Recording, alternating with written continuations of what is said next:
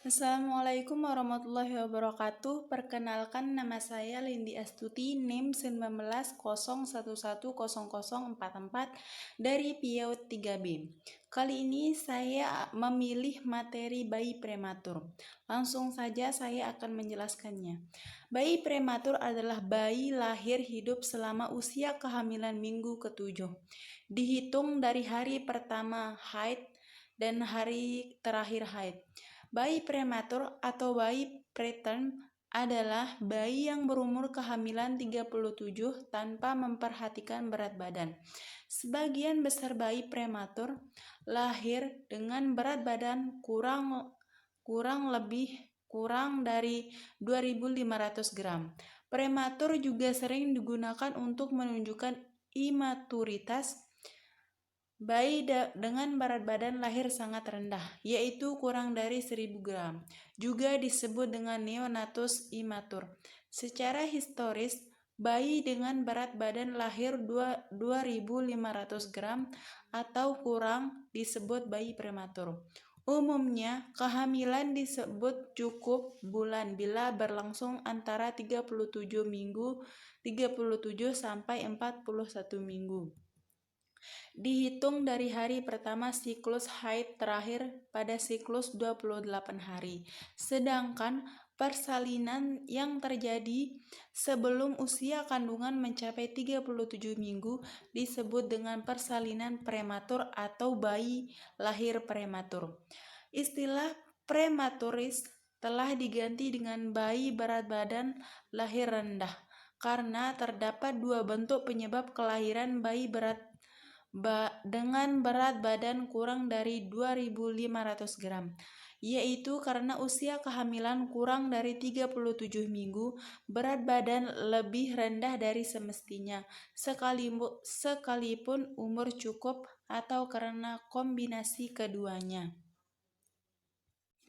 Selanjutnya, bayi dengan kelahiran prematur dapat dibagi menjadi dua, yaitu yang pertama, bayi prematur sesuai dengan masa kehamilan.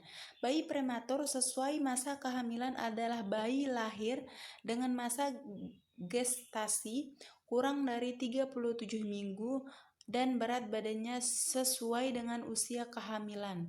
Yang kedua yaitu bayi prematur kecil untuk masa kehamilan.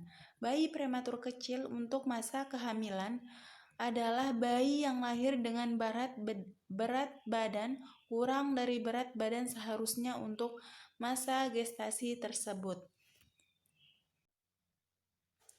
Selanjutnya, ada beberapa tanda dan gejala yang dapat muncul pada bayi prematur, antara lain: yang pertama, umur kehamilan sama dengan atau kurang dari 37 minggu. Yang kedua, berat badan sama dengan atau kurang dari 2.500 gram. Yang ketiga, panjang badan sama dengan atau kurang dari 46 cm. Yang keempat, lingkar kepala sama dengan atau kurang dari 33 cm. Yang kelima, lingkar dada sama dengan atau kurang dari 30 cm. Yang keenam, rambut lanugo masih banyak. Yang ketujuh, jaringan lemak subkutan tipis atau kurang. Yang kedelapan, tulang rawan daun telinga belum sempurna pertumbuhannya. Yang kesembilan, tumit mengkilap, telapak kaki halus. Yang kesepuluh, ini yang terakhir, genitalia belum sempurna, labia minora belum tertutup oleh labia mayora, dan klitoris menonjol pada bayi perempuan. Selanjutnya, bayi prematur umumnya relatif kurang mampu untuk bertahan hidup karena struktur anatomi dan fisiologi yang imatur dan fungsi biokimianya belum bekerja seperti bayi yang lebih tua. Kekurangan tersebut berpengaruh terhadap kesanggupan bayi untuk mengatur dan mempertahankan suhu badannya dalam batas normal. Bayi berisiko tinggi lain juga mengalami kesulitan yang sama karena hambatan atau gangguan pada fungsi anatomi, fisiologi, dan biokimia berhubungan dengan adanya kelainan atau penyakit yang diderita. Bayi prematur atau imatur tidak dapat mempertahankan suhu tubuh dalam batas normal karena pusat pengatur suhu pada otak yang belum matur, kurangnya cadangan gilogen dan lemak coklat sebagai sumber kalori, tidak ada atau kurangnya lemak subkutan, dan permukaan tubuh yang relatif lebih luas akan menyebabkan kehilangan panas tubuh yang lebih banyak. Respon menggigil bayi kurang atau tidak ada, sehingga bayi tidak dapat meningkatkan panas tubuh melalui aktivitas. Selain itu, kontrol refleks kapiler kulit juga masih kurang. Selanjutnya yaitu saya akan memberi alasan kenapa saya menyukai materi bayi prematur. Di sini saya menyukai materi bayi prematur karena materi ini sangat unik. Saya bisa belajar bagaimana gejala-gejala bayi prematur tersebut. Saya sangat tertarik dengan materi bayi prematur yang sudah saya baca-baca. Terima kasih.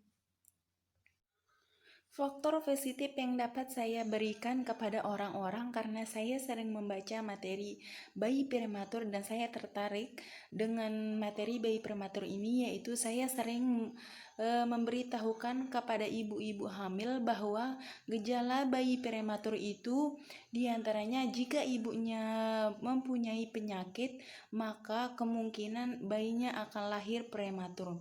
Yang kedua, faktor kehamilan, kelainan atau menurunnya fungsi ari-ari, dan juga jika ibunya merokok memungkinkan bayinya akan lahir prematur, dan juga jika bayinya lahir kurang dari 37 minggu maka bayinya akan lahir prematur. Sekian, itulah hal positif yang dapat saya berikan kepada orang-orang di sekitar saya. Sekian, semoga bermanfaat. Wabillahi taufiq wal hidayah. Wassalamualaikum warahmatullahi wabarakatuh.